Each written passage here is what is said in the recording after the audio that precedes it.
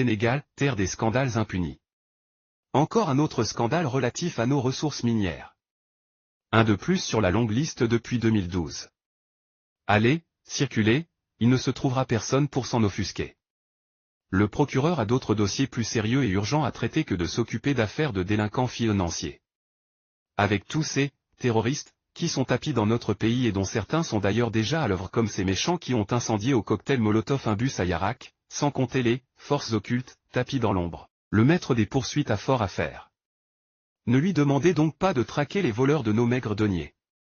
S'agissant justement de ce dernier scandale en date relatif à nos ressources minières, l'incriminé va menacer la gorge profonde de ses foudres, brandira une plainte sans suite et, quelques jours après, tout sera rangé dans les tiroirs de l'oubli. Ainsi va la vie dans ce charmant pays.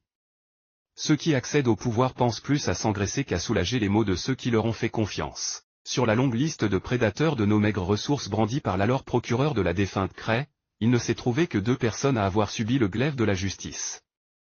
2 personnes seulement sur une liste de 25 prédateurs. En réalité, cette liste était plus destinée à faire planer une épée de Damoclès sur la tête de ces dignitaires de l'ancien régime qu'à vouloir réellement châtier des voleurs. Le seul qui intéressait le nouveau président, c'était Karim Wade qui a été envoyé en prison pour 3 ans et demi et a payé pour tous les autres. Parmi ces derniers, il y en a qui se sont tus et n'ont plus jamais été inquiétés tandis que d'autres ont tout simplement rejoint le pouvoir actuel où ils occupent même de très hautes responsabilités. Vous avez vu une seule autorité citée dans le scandale de la gestion des fonds Covid-19 en prison? Vous rêvez, c'est classé sans suite. À preuve, d'ailleurs, certains parmi les ministres épinglés par la Cour des comptes ont même eu le culot de vouloir se présenter à l'élection présidentielle avant de négocier leur désistement, contre certainement une immunité. La presse s'est beaucoup égosillée sur le projet du nouveau boss de la société de loterie qui voudrait auditer son prédécesseur. Le magot a servi à financer le parti, les amis et les coquins. Le chef a dû freiner le Zorro. Ce n'est pas à quelques mois de la présidentielle qu'il va se salir les mains. Et pendant ce temps le peuple subit la vie chère, la grosse arnaque sur l'électricité, l'eau et le téléphone.